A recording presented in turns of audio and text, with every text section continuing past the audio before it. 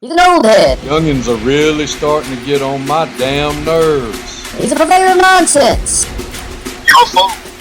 He's a Georgia high school coaching job influencer. His favorite Bible verse is, Jesus wept. He's the man of constant sorrow, Chris Lamb. Yeah.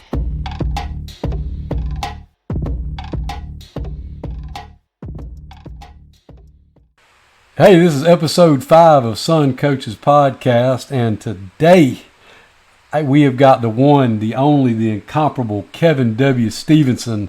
W stands for won him a state championship a couple of weeks ago. I've known Kevin for 24 years. We met at the GACA clinic 24 years ago and have been best friends ever since. I couldn't be more proud for somebody to have finally got him one.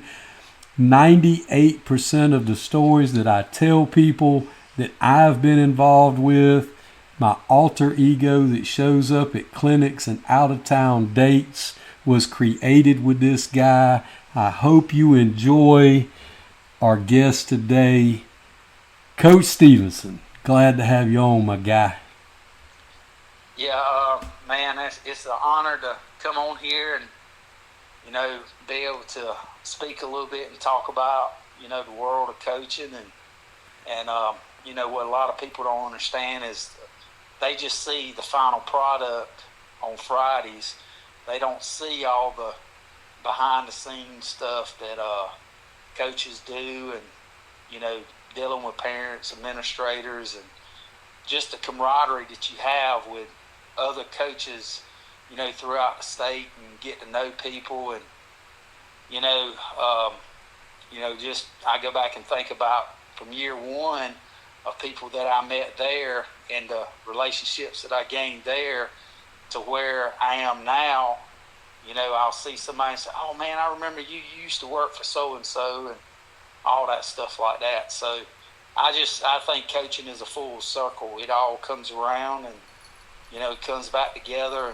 But man, I tell you what, it's been good to me. And like I said, we were fortunate enough to win a state championship this year. And it was even more special that, my son, he plays on the team. He's the kicker. And so I don't know who was more nervous, me or him, when he was doing the kicking in the state championship game. he had a chance to win it. And they did a good job of getting penetration and blocking it. But then I'm just sitting there thinking in the back of my mind, like, buddy, you better make every one of them extra points in overtime was. It's going to be over with. Yeah. Whereas I may be looking for another job. But anyway, he did good. He's a year older. And, last year he panicked a little bit. We got an overtime game last year against Dooley, and he missed some field goals and whatnot, but he's been good this year. I'm proud of him. He's worked hard, and he's kicked a lot of them in the end zone this year. He's getting better at that. We need to get him next year where he can kick them all in the end zone and whatnot. But that's a year older. He'll get better. So, man, I'm just absolutely proud. People do not understand winning a state championship, all the things that goes into it. It's everything's got to line up. You got to have good administration. You got to have good coaching staff. You got to have players that's going to do what you tell them to do. You got to have great community that stands behind you. And I've been at a lot of places, and here at Pierce, it's just like it was just different. The parents, what they did for our kids, and the things we ask of our kids, they do everything we ask them to do. We got a good staff that works together. Coach Aaron I fully enjoy working for him this year. He is a heck of a daggone football coach. And I've worked for some good ones, and he does a good job. And I'm very blessed to be here and being able to work with him. And it's just, you sit down and you have to pinch yourself like, man, did you really win that thing? Can I wake up? Did it really occur? And it goes by fast too.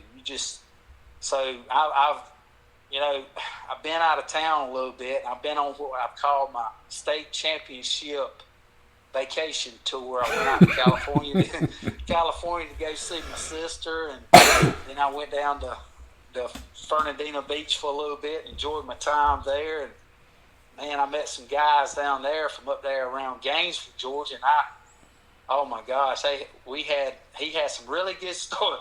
He had some great Mike Bobo stories. And I said, yeah, I got a good one too from, one time when we were with Bobo at the clinic one time. He was identified as a tennis player. So, but yeah, I remember that. But anyway, I told him that story, and he got to laughing. He was like, man, he said that was great. But man, we go back to work tomorrow, and so it's been real, wow, man, you go everywhere here in town, and people say, man, good job, coach, and whatnot. But it takes effort from everybody, and people just don't understand that. We as coaches, we talk about jobs that come open in places to coach at and stuff like that. You get some of these coaches, they go, oh man, I can win there. What it's a little bit more than having good athletes to win games. You got to have a whole variety of things that go into it to win it. Well, I know when you first started, you started with the legendary Buddy Sorrow at East Lawrence. Oh man, look here, Buddy Sorrow. If you can survive coaching with Buddy Sorrow, you are going to be a good season coach. His motto was work hard, play harder. And that's what we did. We worked hard. We enjoyed one another, working with each other. And, you just, you gotta, it was my first, varsity coaching job, my first year coaching. I went to the clinic with him, and that's where me and you met each other. You was over in Worth, and we watched the sun come up talking about football and stuff like that. Just being around those guys, and I was fortunate to be around some guys that'd been coaching for a while. Like John Peacock and Bob Griffith and Milt Miller. I did my student teaching in Lowndes County, and had a chance to meet Milt, down there, and I did some student teaching at Hayhire, and just being around those guys, Milt helped me get my first job at East Lawrence because he worked with Buddy a long time ago at, in Appleton County when Griff was the head coach there. So it's just, man, it's just working with him. I learned a lot of stuff, and he was very simple, he was a two-tight wishbone guy, and you wasn't going to practice no longer than 2 hours, and you get later in the year, an hour and a half. And so we was at camp one time, and Buddy goes out there, and we're down in Cuthbert, Georgia. If anybody knows where Cuthbert, Georgia is, it's in the middle of nowhere. They got a big old water tower in the middle of the road.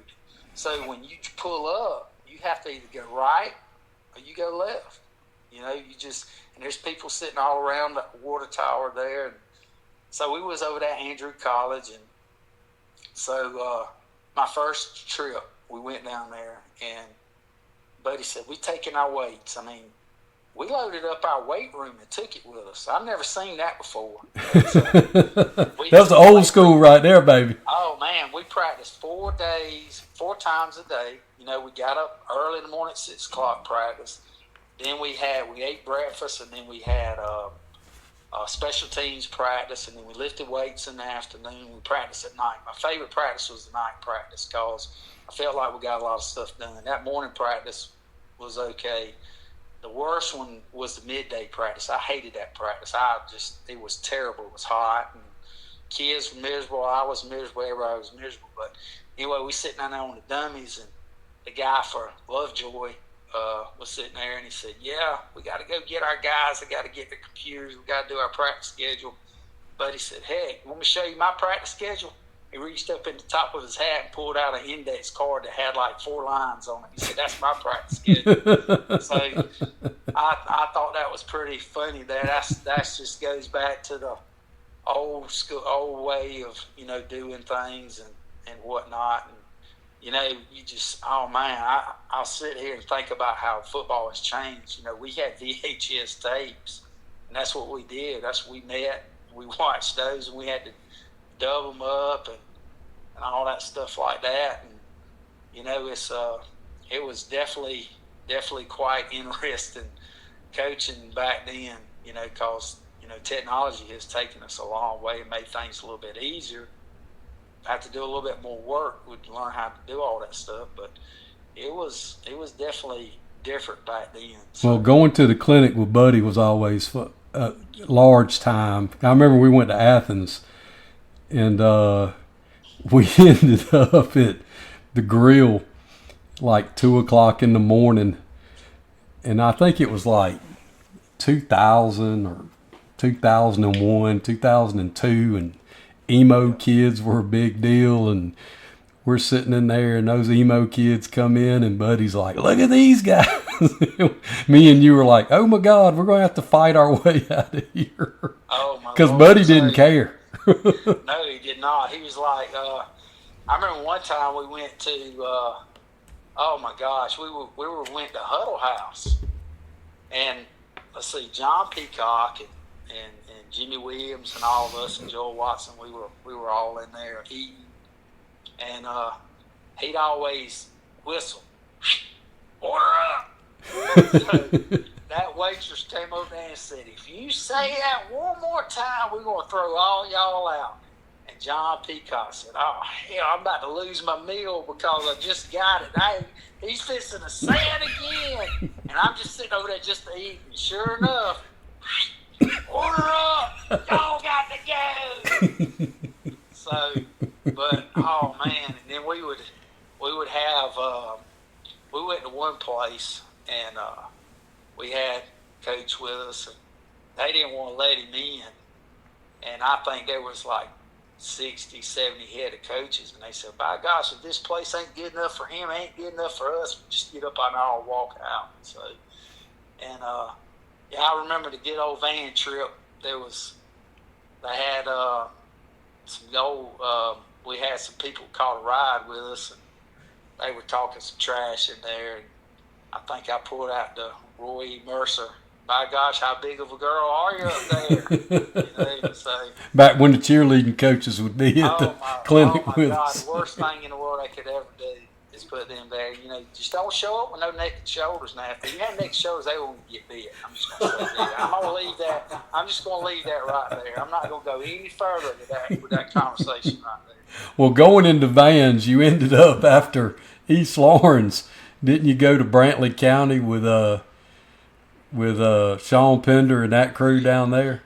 Yes, I went to Brantley County. I knew nothing about Brantley County. Okay, so I knew a little bit about it. The ass kicking ditch chickens. Oh my Lord! So look here. So Sean, I went to college with Sean, and I knew him from when he played at BSU, and he got his first head coaching job over there, and he was looking for some coaches and stuff, and I was looking to get back to South Georgia, and so went down there and interviewed with him, and took the job down there, and went to spring practice, and oh my Lord, they had like a 28 game losing streak, and they had some play. I mean, we had some decent sized kids and some different players and stuff, like some pretty good players, and I knew we were in trouble when one of our best players got kicked. He got put in off school because he decided he was going to steal somebody's wallet or something while we were at practice or during PE or something. I can't remember what it was. But he was like on a third strike type thing, so we lost him, and we lost two other guys. One guy went to Camden to go play baseball. He transferred over there because his mama moved that way. And so, we're out at the first workout, and we're sitting there, and, we're we go to workouts that morning, and so we go out to the field, and the guy that he used to be strength and conditioning coach at Georgia Southern, Bobby Steiner, he was playing there at the time, and he came up to me and said, Coach, we got a problem. I said, what is it, Bobby, he said, Contrail's stuck. I said, what is it? Got his car stuck in the mud? I mean, what? He said, no, Coach, he's stuck in the river on a stump, and he won't get off. I said, you're kidding me, right? I said, y'all just left him out there? He said, well, Coach, we had to come to practice. We didn't want to be late. I said, you just left your guy out there? So I got in my car. I went out there to the river and pulled up, and sure enough, he's sitting out there on the top of a stump. And I said, what are you doing? He said, Coach, I can't swim. I said, well, why did you get out there? He said, well, I was on a raft and I jumped on the stump and they left me, Coach. I said, okay. So I got out there in the river. I said, crap. I hope I don't get eaten by an alligator. My coaching career will be short-lived real quick. So I swam out there and I got to swimming and I was like, you got to be kidding me. So I got up there. I said, Contra, I don't know if we can make it. And I stood up and the water was waist high. I said, get off the stump, you big dummy. I said, you can walk into the shore. Oh, man, Coach, the water was dark. I couldn't see the bottom. And I was like, oh, my Lord. So that was definitely a chore there. We were playing, I'm trying to think who we were either playing Cook or Irwin. And y'all had a staff. We had Richard Lawson, Coach Lawson. Oh, Richard Lawson, yes. You had Vic Parker. Well, no, Vic didn't come until 06. We had Harville. He's over in Bainbridge with Jeff Littleton and them now. And we had Coach Goss. He was our offensive line coach. And we had Coach Walker was our running backs coach. He worked with me over here at Pierce this past year. And was Mentier with y'all then? No, Mentier. He didn't come in until like 05 or 06, I believe, is when he came in. But we were playing, and Coach Lawson was defensive coordinator, and I coached defensive line, and so we were playing in a game, and I was up top, and he called a stunt, and young man blitzed, and it was perfect. I mean, we had it set up perfect. It would have been tackle for loss. He runs right by the kid. And Lawson called the kid over there to the sideline and said, son, what are you doing? Why didn't you tackle the guy? He looked at him, he said, well, I blitzed, Coach. You wanted me to tackle him? Like, the look on Richard Lawson's face was priceless. He's like, yeah. He said, the purpose of playing football is to tackle the other team when they have the football. So, I mean, there's a lot of times. I mean, we had to do a lot of work there. So, it was a chore. And it's good folks there, man. I enjoyed my time. What about the kid that went to go get the ball that time and didn't he get bid or something? Well, we had this kid. Now, believe this or not, I went through 2 tours of duty at Brantley County. So the first time I was there, I left and went to Brunswick and worked with Coach Freeman, and then I came back, which I got some great stories about Brunswick High.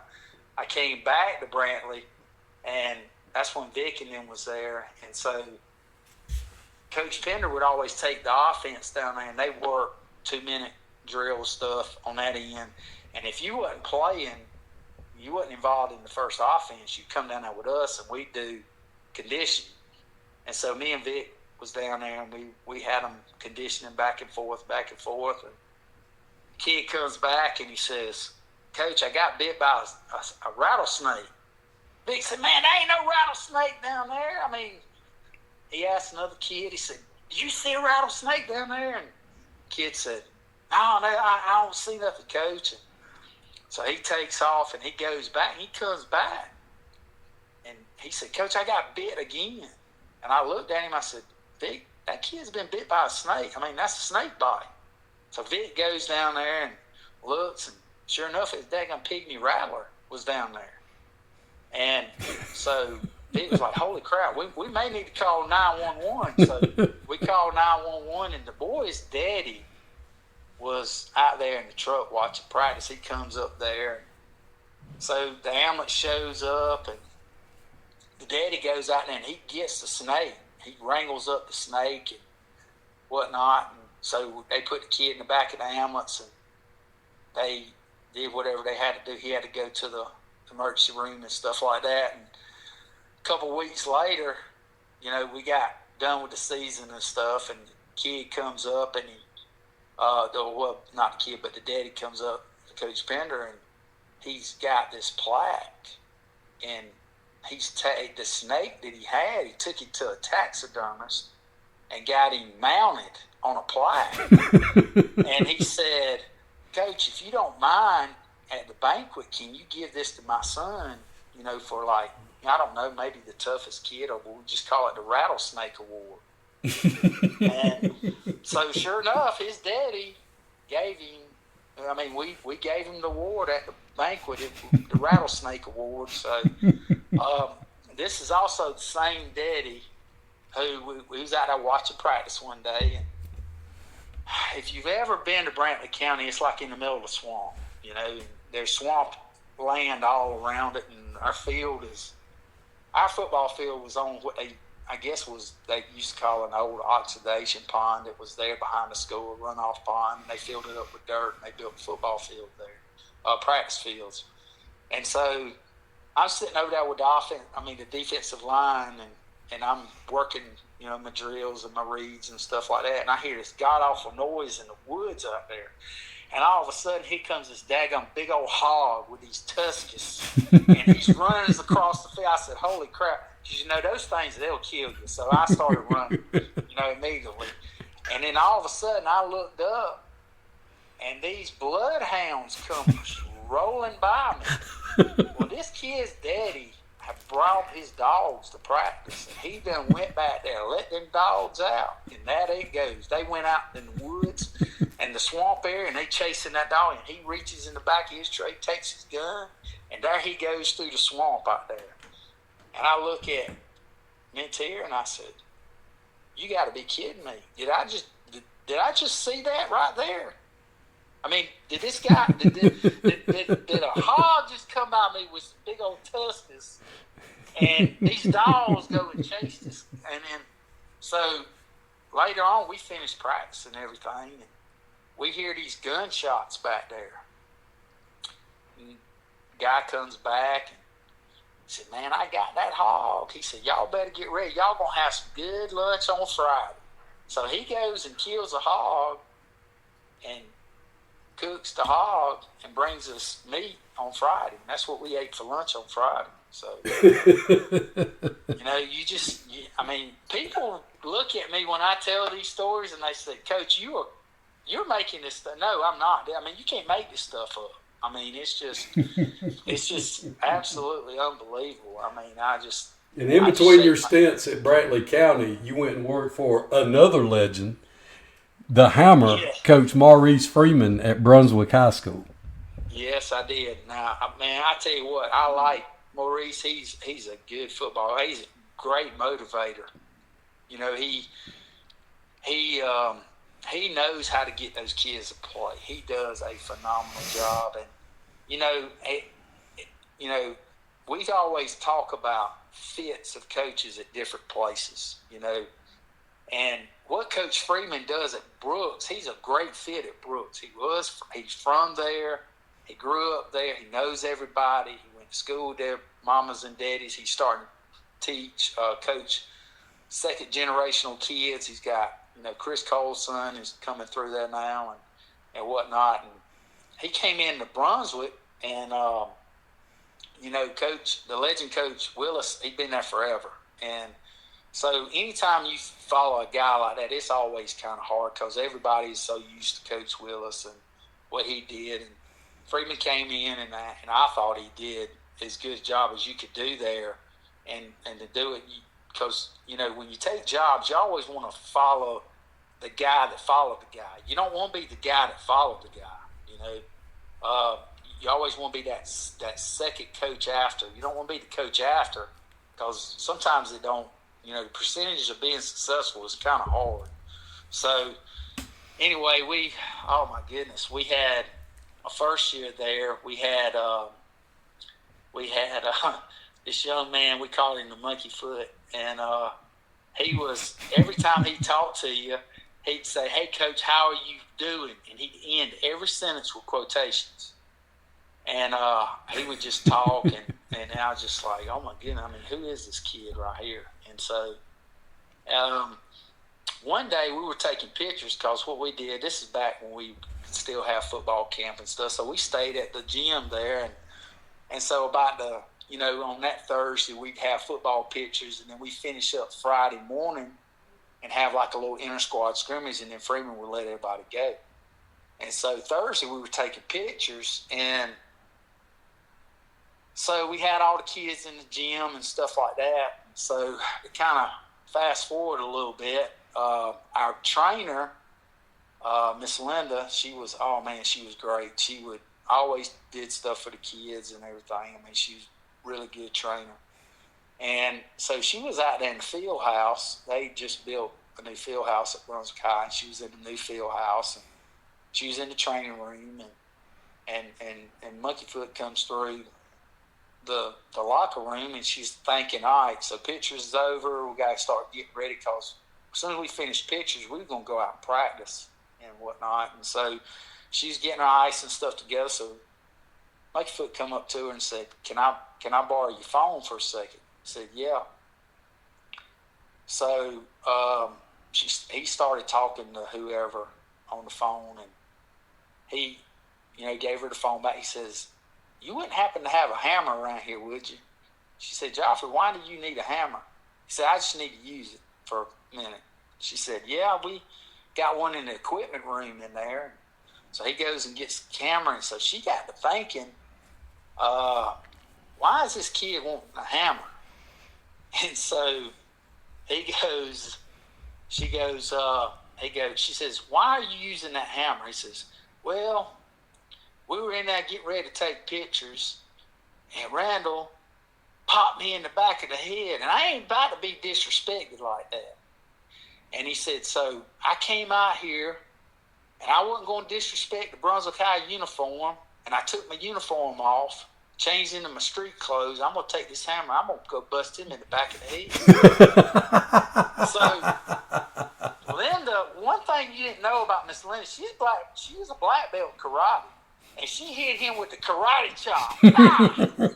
And she started wrestling the hammer from him. And they started wrestling out there, and she hit him with the Judy chop and the Judy chop, and oh my goodness. And then she wrestled it from him. When he takes off, she gets on the phone trying to call Coach Freeman. Then about that time, one of the other coaches pull up. Two of the coaches pull up, because they had to go home and go get their stuff for pictures.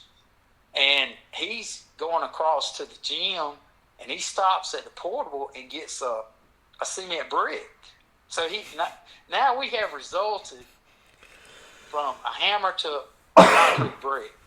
So Monkeyfoot was serious about getting that lick back.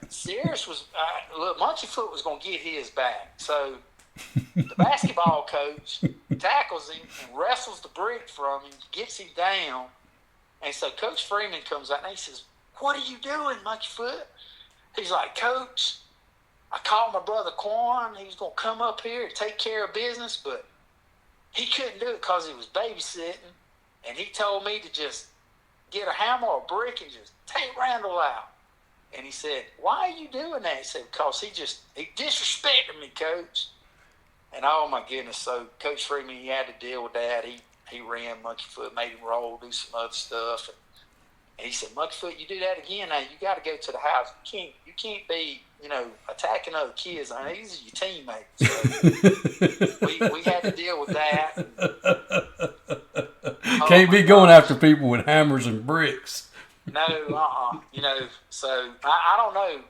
Maybe that's what Coach Freeman got his hammer. I don't know. Maybe Monkeyfoot inspired him to use the hammer. I don't know. So, but anyway, oh my goodness, we had the first year, we had some decent kids, but in the middle school, we had some kids that were coming, and they were going to be good. Because we watched them play and stuff like that. So the next year, we had a very talented freshman group come up. And so we were sitting in our football meeting, and I told them, I said, this kid, I'm not going to name this kid because he's a pretty famous kid right now. I don't want to throw out no hot copyrights or anything and be like an Aaron Rodgers or anything like that. But anyway, they were sitting there, and I told him, I said, look, this kid's going to be special. I said, he's good. He can run. He can catch. I said, he's going to be our running back for us over with. And they said, nah, I mean, he's a freshman. He's not going to be able to play. I said, I'm just telling you.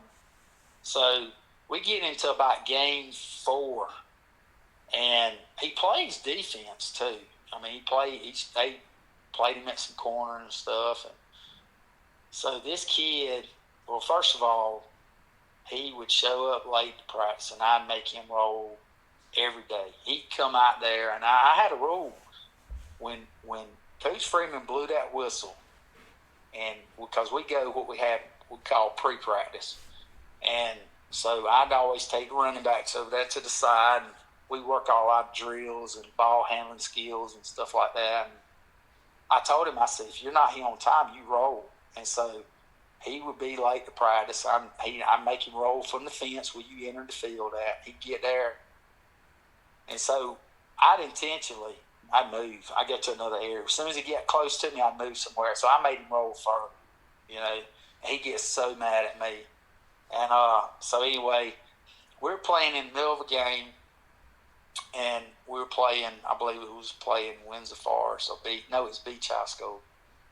And so our running back got hurt, so we moved him to running back. And man, he had almost 180-something yards rushing. He returned an interception for a touchdown. He had a punt return for a touchdown. He had a kickoff for a touchdown. He's the first kid I've ever seen. We ran a toss sweep with him, and he reversed the field like 5 or 6 different times, and he scored. I was like, holy crap. So we get in the fourth quarter, and so granted, he's the freshman. The only other 2 running backs I got behind him were freshmen too. And because our other 2 running backs, they were hurt. And so we go out on the field, and I got to looking back there, and quarterback's got his hands up, and they want to know where the running back's at. So I get to looking. I'm like, maybe he's up here getting water. So I get to searching the sideline and get to looking and, get to seeing, where he's at. And I don't see him. I'm like, where did he go? He didn't go back to the locker room,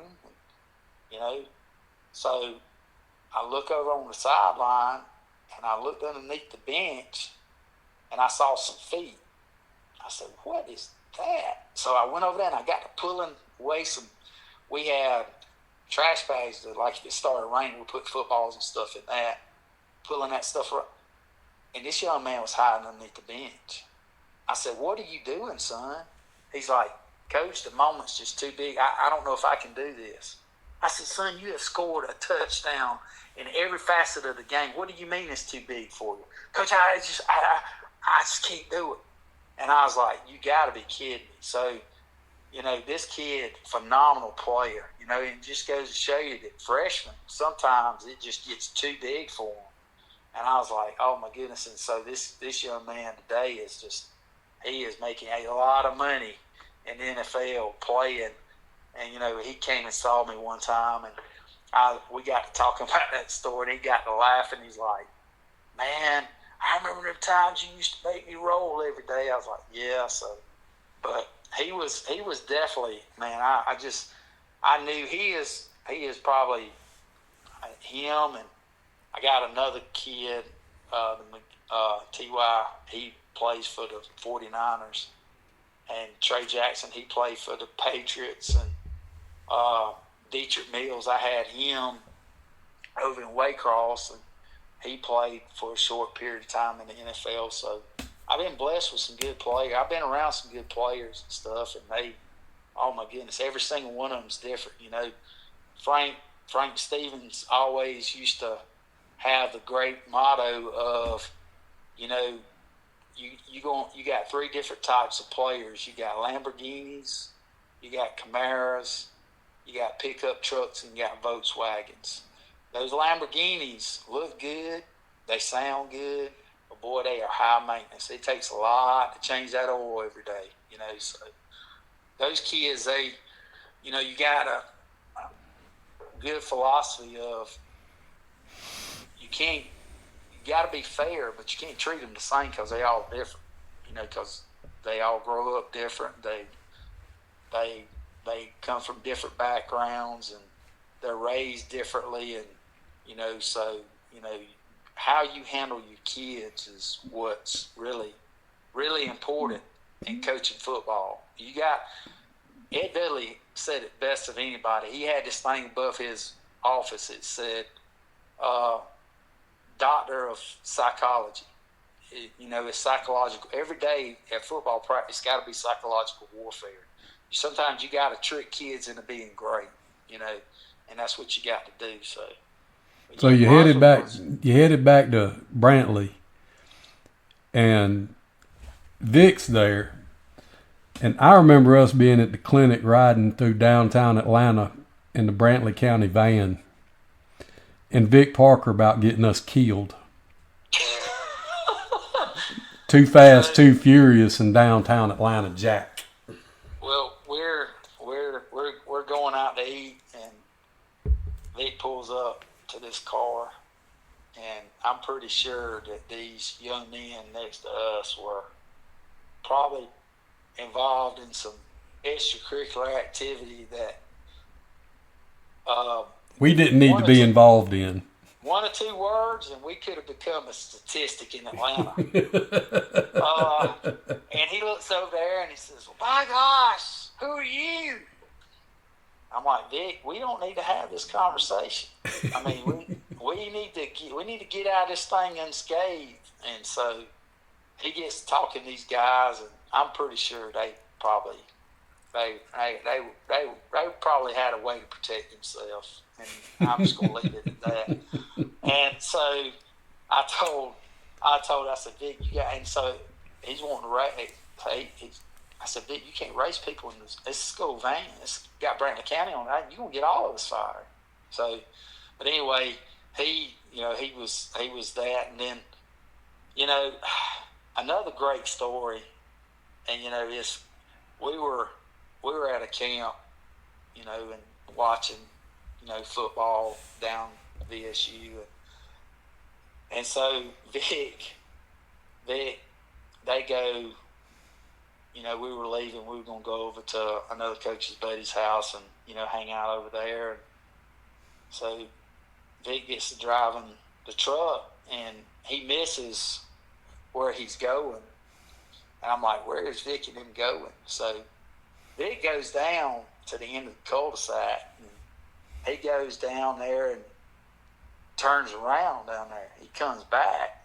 There's like mud all over the truck and whatnot. And I said, "Vic, what the heck did you do?" He said, "Man, I forgot there was a cul-de-sac down there, so I turned around in this guy's yard down there. He's going to be pissed at me. I messed all his landscaping stuff up."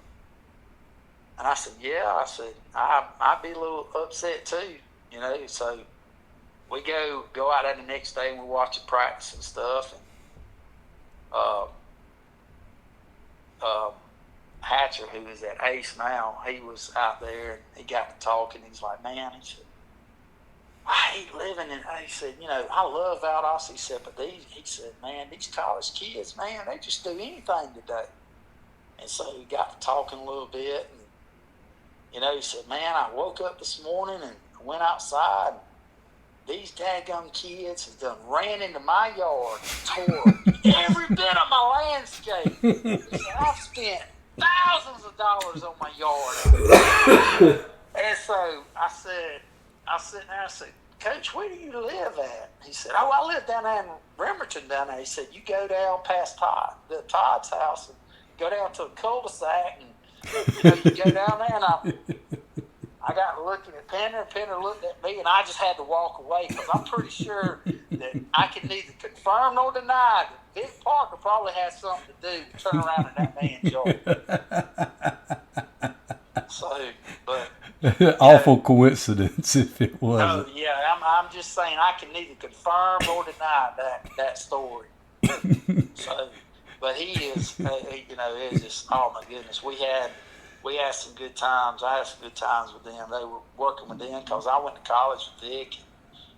Mentir, he's from up north, and he's a pocket car type guy, and he's he's a good football coach. I always like working with him, and he but we always had a good time, and we went to the playoffs for the first time in history down there in 06, and you talk about this, everything's got to line up, and we had to beat Appleton County in the last game to get in to the playoffs and stuff, and daggone, we beat them, and then we go to Jefferson County and play there.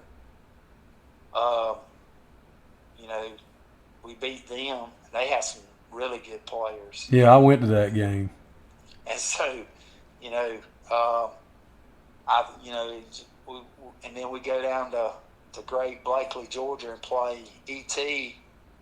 And we were beating them at halftime, and then all of a sudden he decided that he needed to start playing some football. He had like 300 yards passing and 200-something yards. Young man had like 500-something yards total offense. It was just unbelievable. I knew the game was over with when he took off down the sideline and got scrambling around. And he running to the end zone, and he dove from the 5-yard line and turned the flip into the end zone. And I was like, get the buses ready. It's time to get out of here. But that was pretty good there. But well, some of our best times that we've ever had were at the clinic, and I'll never forget the time that we left out of Cowboys and got in the Camden County cheerleaders Crown Vic, and there was a collection. I mean, we always found ourselves around people that, like, the next day we'd look at each other like, how did we end up with those people? Yeah. And we get in the car with about 24 state championship rings. You remember that? Oh yeah. We get ready to leave, and some kind of way our ride had left us. That happened. I'm like, Lamb, how are we gonna get back? And so we saw, I believe it was Pardue, one of them guys, and said, Coach, can we catch a ride with y'all? And so we got in there, and we were bodies on top of bodies in there. We was in there like a bunch of sardines, and so one of the great legends was in there, and we were driving, and one of them said, well, if they pull us over, we ain't got our seatbelt on. I said, by God, all you got to do is show them state championship rings. I think they'd all understand. We had just trying to get on. We had Steve Pardue, Lee Campbell, Larry Campbell. Yep. Well, I mean, that's like, let's see, 12, 5, 2, 7, that's 19 right there. Yep. Crap. Somebody else was in there. I'm trying to. Might have been Raven Teague. Yeah, Raven Teague was with us too. So. And then us two jackasses in there. We were the odd men out. Yeah. Well, you ain't now. When I was walking off the field after the game, I saw Coach Pardue, and I was talking to him. And I told him, we just talked. He said, well, "You look kind of familiar." I said, "Yeah." I said, I used to work with Buddy Sarlo. He said, "Oh yeah." I said, "Well, I guess I can join the circle of coaches now that's won state championship." So, but it's you spent hanging out with those guys, man. Just like your Ed Pilchers and all them guys, man. They just sit down and talk to you about football and stuff like that. So that's what I like about those guys. Well, they always treated us like regular guys. I remember we were down at the bubble one time, and me and you were kind of just doing our thing, and it was late, and Coach Pilcher and them were like, Milt and them were like, hey, Chris, Kevin, y'all come over here and sit with us. And, they were, why don't y'all ever come hang out with us? And we were like, because y'all are y'all, and y'all are legends. And they're like, oh, no, we're just regular guys, man. Hang out. And they were. They treated us like they just wanted people to hang out. And, we just sat until about 3 or 4 in the morning and learned that the GACA never ran out. And they just, told us stories and stuff. And we sat and listened. Yeah, the thing about listening to those guys is they would, people go to clinics and they want to go in there and sit. And I'm not saying, going and listening to college coaches and stuff like that ain't good, because you do learn stuff.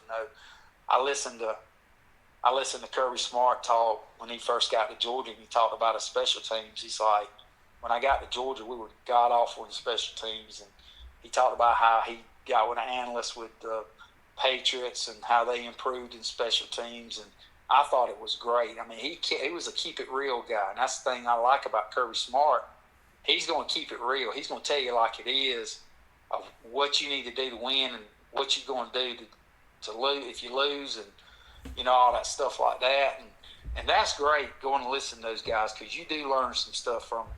I think the most important thing is the things that you learn after, sitting down there in the bubble or sitting down in the lobby and talking to those guys like your C. Wrights and your Milt Millers and all them guys like that, because they tell you stuff that you just don't know. I mean, as a younger coach at the time, I was younger in my career, and you just don't know, and they tell you about it. It's kind of like a fraternity of coaches, And now you got some coaches, they go to clinics, they don't even talk to you. They could care less about who you are and all that stuff like that. And, you got different branches of coaches, and I call it trees of coaches. You have your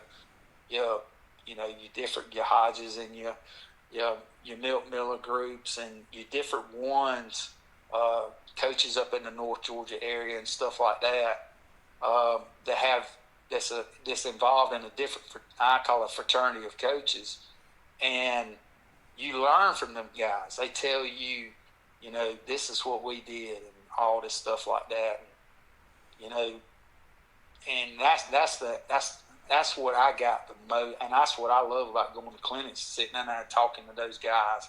Even today, I mean, I've been coaching for 25 years, and you're still learning. You're learning stuff new every single day about, at every clinic, about how to do things and what you can do and how to become a better coach. So those are the things that I like the most, and that's what I like about the off season, is you get to sit down and talk to those guys, and and they'll invite you. They'll tell you, hey, come to our school, just spend the day with us and stuff. And I've done that. When I was at Waycross, I was, I went down and coached middle school football down there for 8 years, and I would go listen to different other people and stuff like that. And that's one thing I learned from Frank was that kind of guy. He could always go and he learned something from somebody else about what to do and how to do things and stuff like that. So, and that's what I would do. I'd go and talk to different people and find out things from them and, stuff like that. So. When you left Waycross, you went to Charlton? Yes, I went down to the swamp down there, and my first year I was the linebackers coach, and then Coach Jones left. He went to Lowndes County to go coach, and then Coach Murray had opportunity to be the offense coordinator there.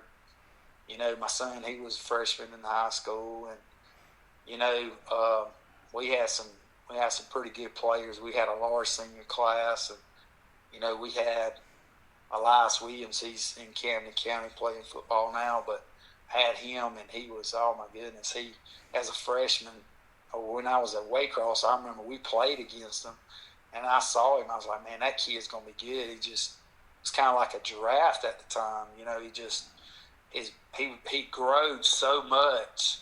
His body was just, you know, it was like a baby deer. You know, he's just all over the place. And then his freshman year, he struggled a little bit catching and stuff like that. But he's still a good player. I mean, played defense. He played outside linebacker some for us. And then the next year, he was even better, you know. And so, you know, I was sitting there and, you know, we played him at tight end and stuff like that. And I was like, you know, we was playing against Clinch. I was like, you know, the heck with this.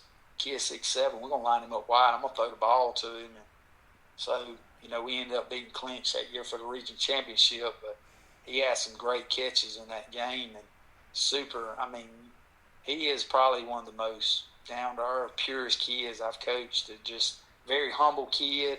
You know, he could talk about how great he's just not like that. He's just a totally different kid. 6'7" makes you a better offensive coordinator, doesn't it? Yes, it does. Cause when we called a timeout, and he come over there, and I said, Elias, we about to run the boogity boogity. He says, what's the boogity boogity? I said, man, you run as fast as you can, and we're gonna throw it up, and you just go get it. And Jalen threw it up in the air, and he went and got it, and that was the difference in that game, because he caught that touchdown pass, and it kind of turned the whole dynamics of that game. And we ended up winning. You know, we drove the ball down inside the 10. We was probably down to the 20, and we've been running power all game. And we've been working on it throughout the year. And I told Jalen, I said, that end crashes. I said, you just pull it and go. And so he went to go hand it off, and thank goodness the official did. He didn't blow it dead. He pulled it. He was out the back door, and nobody knew he had the ball. He went and scored. And then we ended up stopping him on defense, but that was great there. Just, you know, and that was the first one that Charlton won in a while. You know, and it was great. I mean, just being able to call plays and, you know, being able to get them guys and scheme up and all that stuff like that. Well, didn't Charlton's got like weird geography? Didn't y'all have like kids coming from all over the place? Look here, so all right, so you got different parts of Charlton County. You got a place called the Bend. It's the furthest point of the state of Georgia. Like, okay, you got the swamp. If you take the swamp away, then from Charlton to Clinch would only be 30 minutes. And you could go to Valdosta in 45 minutes, you know, easily.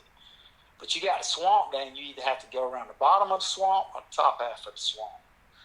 And so they got this place down there. You got Moniac and you got the Bend. Well, the Bend goes down into Florida and back up. They have no cell phone service down in the Bend. I mean, you have to go. They have what they call a sales station. I mean, it's like being in Antarctica or somewhere like that. You know, you have a sales station, and you know, I've been that way. You can go that way to go to Valdosta, and I've been that way to go to Valdosta before. And the sales station they have there is probably one step away from being something like off the Texas Chainsaw Massacre movie. And I'm just like, I'm never stopping there. I mean, I'll just do smoke screen. We'll build a fire and send out some smoke screen. I get some help that way. And, you know, I mean, because you ain't getting in contact with nobody. You could be down there for days before anybody knows you're there. So, but those kids, we have kids. All right, so those kids. The Witness Protection Program. It is definitely the Witness Protection Program down there. If you want to get off the map, go to the Bend, and nobody will ever find you. You know, and so you go down into past the Bend, and they're actually further to Baker County in Florida. They could go to school there. But those kids have to ride a bus to St. George. That's probably a good 20-minute ride. And once they get to St. George, it's another 30 minutes to Charlton County High School. So you got some kids that's on the bus for almost 50-something minutes. And so when I was there, I worked in the alt school, and which that was definitely an experience for me. I've never, I've heard of all kind of different stuff, but I've heard we had this girl who had this boyfriend named Pork Chop. They called him Pork Chop. But anyway, that's a long story there. But anyway, those kids would have to ride the bus to Charlton County High School, and they'd get off there, and they wonder why those kids. I mean, if you sit me on the bus for 55 minutes, I'm as a young kid, I'm probably gonna get a little crazy every once in a while too, But that's a long ride. It's quite different there, but they're kind of spread out. They're a little bit kind of somewhat like Ware. Ware's the same way too. Ware is in the middle of a swamp, and so you got all the way down from Waresboro. You go all the way down to the other end to where the river is, where Pierce County's at, and you could have some long bus rides there, especially kids that live on the Manor side. You got, and they can live deep up in the woods there. So there's definitely some long bus rides down in that area, and that's the thing about living in the South. It's not like Atlanta. You can go to Atlanta, and within a 10-mile radius, you got 7, 8 high schools. Well, down here, high schools about 30 to 40 minutes away from each other. So, it just all depends on where you live at. Tell me about the time in Waycross at Ware County where you had to take the kid home. And go ahead, I'm sorry. And you had to, you know what I'm talking about? Oh, yeah. I'm talking about when he took me home. Yeah. He told me to go home. Yeah. Okay, yeah. So I had this kid. His ride, his mama was working or whatnot. And I told him, I said, look, dude, I'll take you home. I said, I'm not going to sit up here for 45 minutes and wait for your mama when I can just take you home. Probably would have been better off waiting for mama to come get him, because the route he took me ended up being about a 35-minute drive. So we left the school. We went down Corridor Z. I said, you go to school here, live out here? He said, oh, no, you got to go down here and take a right. So took a right, went down there, and next thing I know, I'm over there by the hospital. I said, why are we why didn't you just tell me to go? He's like, oh, it's just, and so he said, just go on down here and go this way and this way. And so about 30 minutes later, we pulled up at his house. And I said, son, I could have just went down through the four-way, underneath the bridge, took a right, and we've been at your house in 5 minutes. Oh, well, I didn't know. I just took you. I told you to go the way the bus takes me home in the afternoon. I said, son, your mama can come get you from now on. I said, oh, my Lord. He just knew the way the bus went. He said, Coach, this is the way the bus takes me home. So, and another good story there is my very first year there, I worked at Waycross. We had the Mills kid, and he played at Georgia Tech, and we had Bowles, and we had another kid named Lucius. He's a big old 6'4", 6'5" kid, good looking kid. And so Coach Sharp, I love Coach Sharp. He's Shannon Sharp and him's cousin and them, and he's always got great stories to tell, about them growing up and stuff like that. And so we were playing in Franklin County, and so we got done with the game and everything, and so Everett would always drive his truck to the game with the water cow and all that stuff. And so I rode the bus, and so we had several other coaches there, and we had one coach, he would drive, and we got on the bus, and I asked one coach, I said, all right, we got all our folks? And he said, yeah, we got them all, Coach. And I was like, all right, so, we all that stuff like that. And so we got ready, we pulled off, and we get down to about Hoboken, which is halfway to Waycross, and we get this phone call from Everett. Everett said, "Coach, y'all missing something?" I'm like, not as I know of. I said, "I got my bag and everything." He said, "Well, do you think we should have picked up Holloman, Bowles, Mills, and Lucius?" I said, "What you mean?" He said, "They're still here in Brantley County." I said, "Yeah, we can't leave the 4 best players on the team at the other opponent's house." So we had to go back and get them and turn around and get them because they were kind of important to our football program. So that's why when I was the next year, when I coached with Coach Dudley for a little bit, and then I went down and coached middle school and did that. And my son, he was growing up. I wanted to spend a little bit more time with them. And so I was coaching down at middle school, and I always had a rule of thumb. I said, you always got to make sure you got certain players on the bus before you leave. And so when I had the Castellanos kid, I'd say, "Thomas, you here?" "I'm here, Coach." I said, "All right, let's go." Well, when did you cross paths with the great, one of our favorite guys ever, Brian A. Watson? Oh, my goodness. Brian Watson. By the way, Brian Watson is one of the best cooks that you've ever been around. When we was at work with him at Brunswick, we would Coach Freeman on Sundays. Oh, it was at Brunswick that y'all hooked up. Yeah. So each coach would, cook, would be responsible for cooking Sunday. We would cook food up and stuff like that. So Watson, he cooked one Sunday, and I was like, "Daggum, son, maybe you should have. If coaching don't work out, you can always go into culinary arts." And, he could cook, and so I had an opportunity to work with him there, and he. Oh man, you talking about he is probably one of the funniest men alive. He's got a story for everything. He's be a good one to get on your podcast here because he's definitely got a story.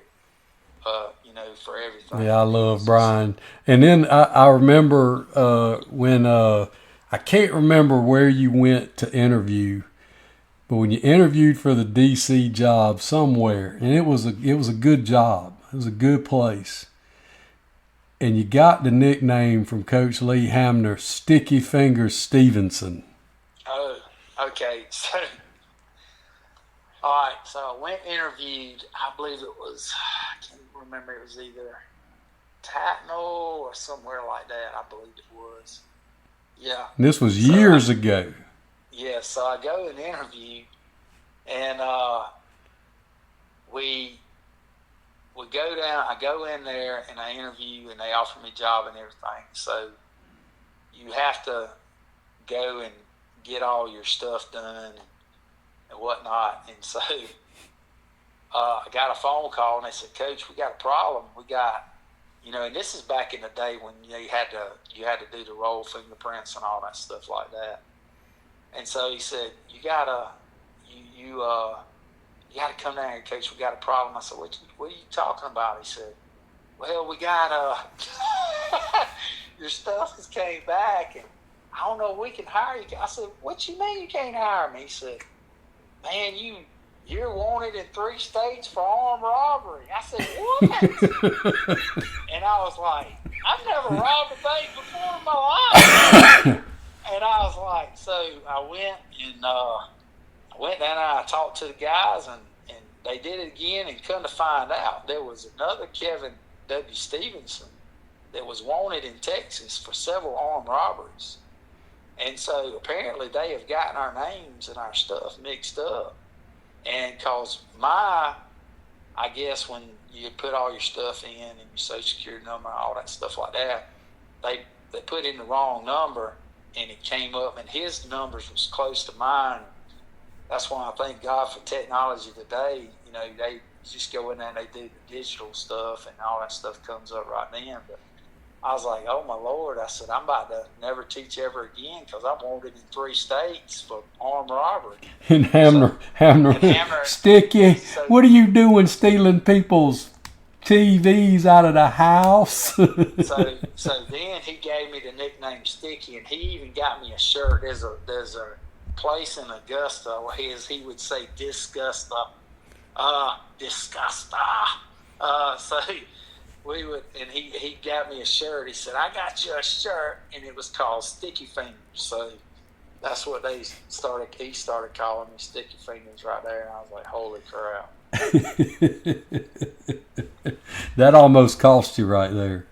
Yeah, there's never a dull moment whatsoever in education. I can tell you that right there. So. And you talked earlier about how coaching, comes full circle. And, we hadn't seen each other in a while. And this past year, we hooked back up at the clinic again. And, where I'm at now, our DC's a young guy. And you decided to take it upon yourself to become his life coach. Yes, this young man right here, he, first of all, we were sitting there talking. He didn't realize that the clinic is a marathon, not a sprint. Yes, he tries to sprint on the first day, and you can't sprint on the first day. It's a marathon. You gotta go through, and you gotta pace yourself through, and there's a lot of stuff you got to get. You go to different meetings and stuff, and you stay up late and all that stuff like that. And so anyway, he's the first man I've ever known to spend as much money as he has on an Uber. I mean, I said, son, that was probably, you spend as much money on an Uber as I got my first paycheck in coaching, teaching. And I said, I'm about to officially become your life coach. So I'll call him every once in a while, and I'll tell him, I give him advice on different stuff. And what number are we on now? Is it like 24, 25? Oh my Lord, yeah. There's a lot of stories, And I told, me and Watson, we always sit down and we joke about this stuff. And Watson said, man, I got to get me one more credible degree so I could, start my book. And so I could probably write like 3 or 4 different books. I could probably write Life of a Coach. I could write about the survival of a coach. I could probably talk about Watch Out, because the book Watch Out would be, you better watch out because anything can happen. Tsunami. Tsunami. You got to watch out. So there's all kind of different stuff. GACA.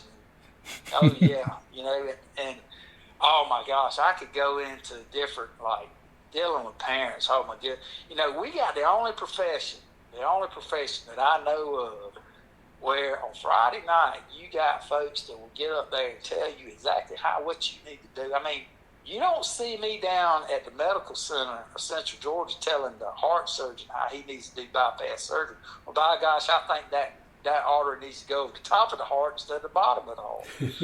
Or like out behind my apartment area here, they're building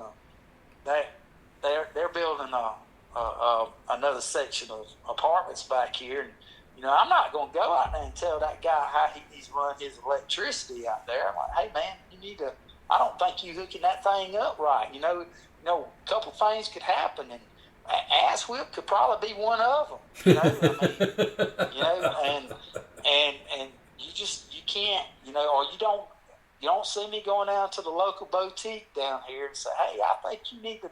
You're not ringing that stuff up right. You need to get you an iPad, and that's how you need to ring stuff up. So there's just, oh my goodness, there's just, coaching is hard. I mean, it's hard. Like I had a girl, she came in and observed me one day, and she was talking. She said, you got any words of wisdom for you? And the girl I work with, she just looked at me. If you ever look at the meme with the dog that gives you that look, yeah, that's the look she gave me. I said, yeah, go be a nurse. And I said, no, not really. I said, look, you just got to find you a good school that fits you. And, you got to, jobs are, you got to find the right fit. coaches go out and they go get jobs and they win at places and they do stuff and they win championships and whatnot. And then all of a sudden, they get contacted by these bigger schools or other schools, and they offer money and stuff like that to come work there. And they'll go take it, and they don't win. And he just won because he had it. No, it's because he was a good fit where he was at. I tell y'all, young coaches, I tell them, when you go interview for a job, there's a whole list of stuff you better go ask. Like you talk about look under the hood, you better look under the hood. Teams that are not winning, they're not winning for a reason. It ain't because they just all of a sudden decide to get bad. There's a reason why they don't win anymore. And it's, it could be a series of things. It could be change of administration. It could be schools built in your area, especially Metro Atlanta. I remember back in the day, you had Parkview was and they still have good, they're still got good teams and stuff, but they went on that long run there, and then they started building all these different schools in Gwinnett County and, different stuff like that. And I remember when Buford was just a Class A school, and, now they're in the highest classification. So, there's all kind of things that you better look at when you go take a job. And so, like somebody asked me the other day, they said, Coach, you ever want to be a head coach? I said, heck to the no. Where I'm at right now, what I'm doing, I get up, I go coach, teach elementary kids every day. I have the time of my life. I work for a good head coach. I have a time of my life working with him, and I enjoy my time with them. And, I get to coach my son. My son enjoys it here, and he has a great time here. And, you can't, the experience he had this year, I wouldn't give $1 million for it. It was one of the greatest things that he's had opportunity. And Luke Joker, he's probably one of the luckiest kids I've ever known, because less than 7 months ago, he won a state championship at baseball at Charlton County when we was down there. So he's going to get 2 rings in less than 7 months. So, but it was a great, it's a great experience, and it's, sometimes sitting in that seat and having head beside your name is not always the greatest thing. Somebody comes to me, I go, you need to go talk to the head coach. Yeah, exactly. You need to go talk to the head coach. I can't help you with that right there. Yeah. You're looking for that guy over there. Yeah. You need to go talk to Coach Herod over there. He's the guy you need to go talk to. You don't want to be that guy. No, sometimes the old saying, you better watch out what you wish for, because what you wish for, you may not like. And I tell you right now, and this is for me from experience, like I was at Waycross Middle School, so I was an athletic director and the head football coach down there. And coaching at that school was almost like coaching at a small Class A school, because the dynamics of being an AD and handling money and doing budgeting and all that stuff like that, and raising money for your booster club and all that stuff is one thing. Then you have the football aspect of it. They want you to win. You want to teach them kids how to win. You got to run what you need to run at the high school, and you got to lift weights every day and make sure. And I don't see, when people take jobs and they say, oh, yeah, he's going to be the head coach and athletic director.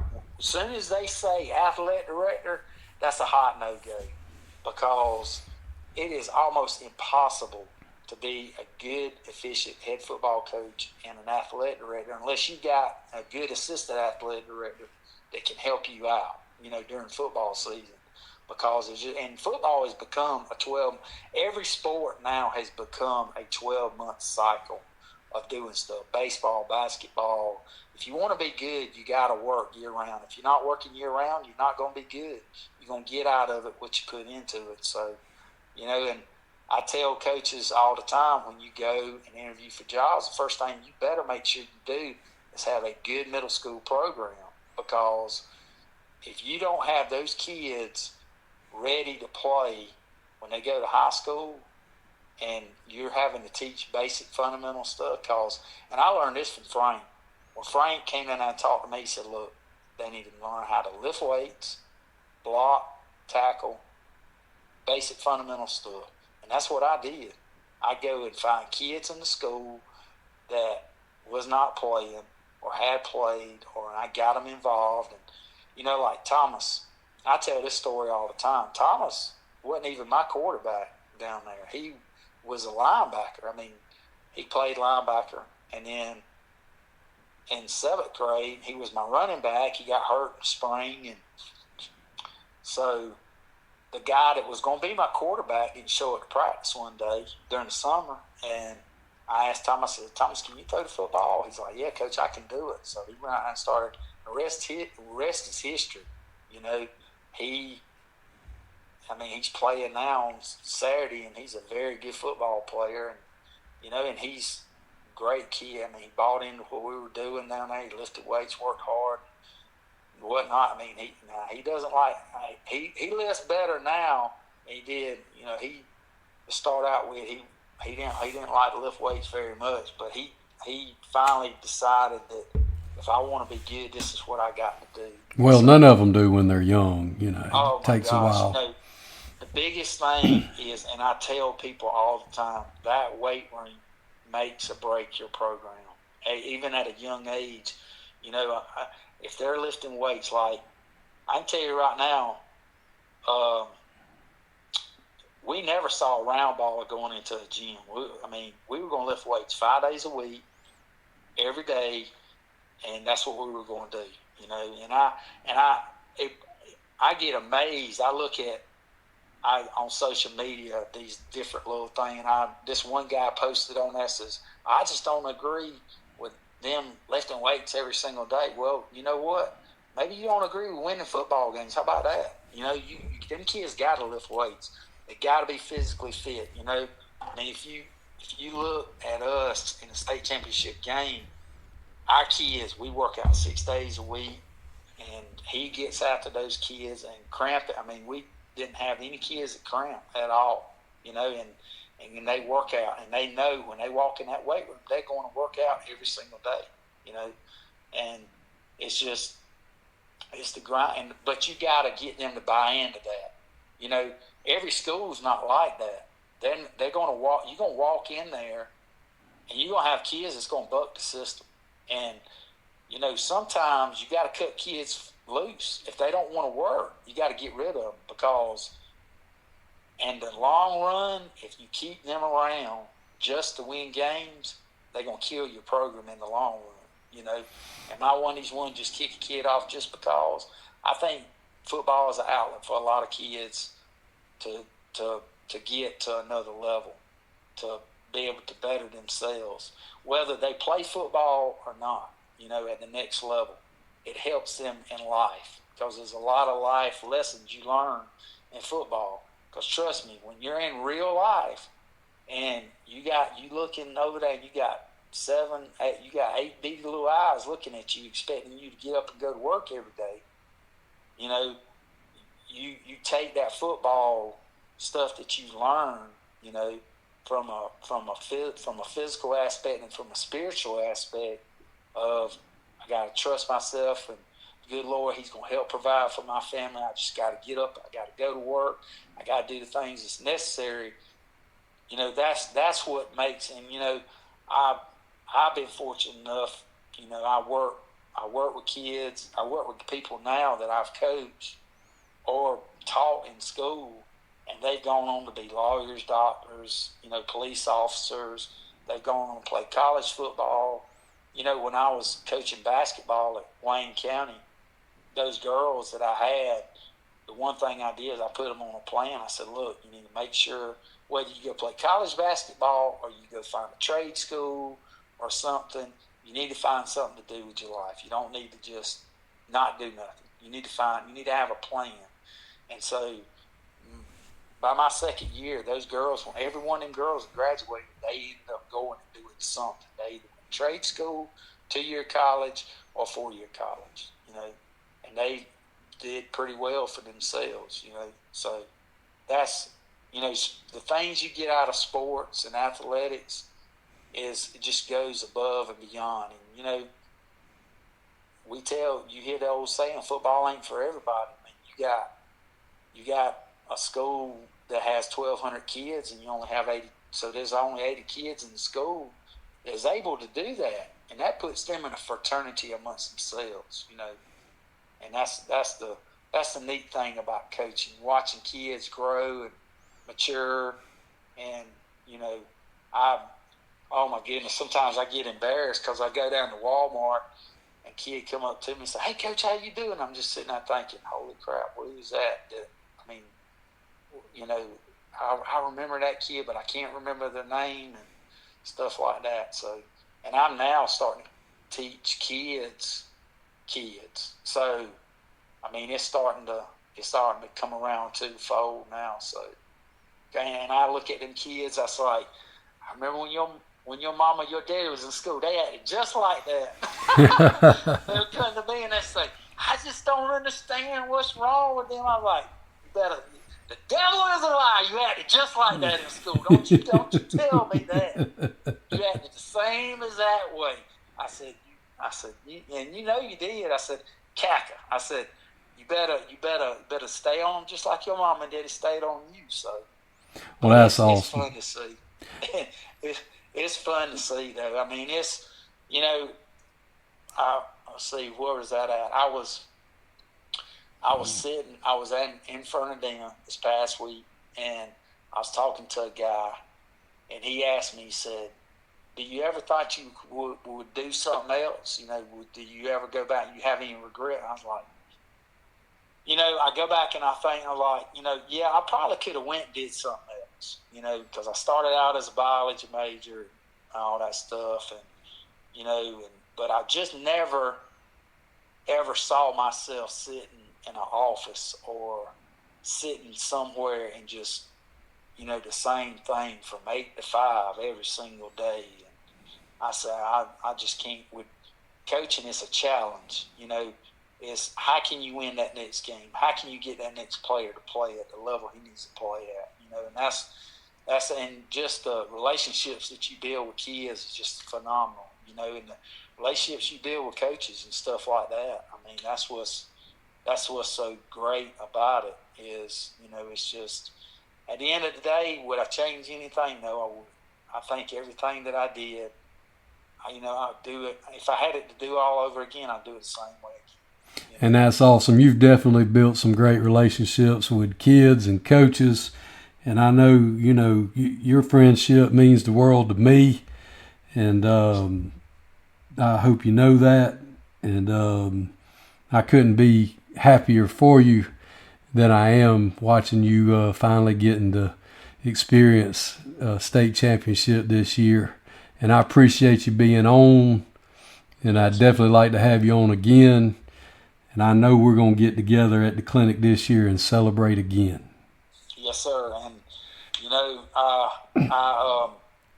I definitely, man, I appreciate you, and I appreciate what you do for football and coaches, because the information that you give and the knowledge that you get, you're even more embedded in the coaching community than what I am, because you know even more people. You've gotten involved with Florida and stuff like that, and getting to know a lot of those guys down there.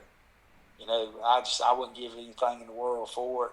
I've been very blessed. Good Lord's blessed me tremendously, tenfold, to be able to coach and do the things I do. And like I said, to be able to go and win one with your son is the most, unless you've been there, like just talking to some coaches where their sons has played. I mean, you just don't know them until you've been there. It's just unbelievable. It's real surreal. I'll be sitting here a month from now saying, "Holy crap! Did that really happen? Did we really do that?" Well, y'all really did it, and hopefully y'all get to do it again before he graduates. I hope so. Hopefully he'll bless us again, and we can get back to work. We'll get back to work next week and start getting things going together. and everything like that. And like I said, Coach Herring does a phenomenal job, and he's got a good staff. And I enjoy working with them guys, and he just our staff reminds me of those. Milt used to always talk about having good staffs. He had Seawright, Dipper, and all them guys like that. And people don't believe it. Head coaches are only going to be as good as his assistant coaches and what they do, and head coach being involved and doing the things that he needs to do. And that's why I enjoy it here as much as I do. And I can't be more blessed than to be in the situation that I'm in. Well, that's awesome, Kevin. And I can't wait to see you again. I appreciate you being on, and we'll talk to you later. Yes, sir, and I appreciate it. All right, man.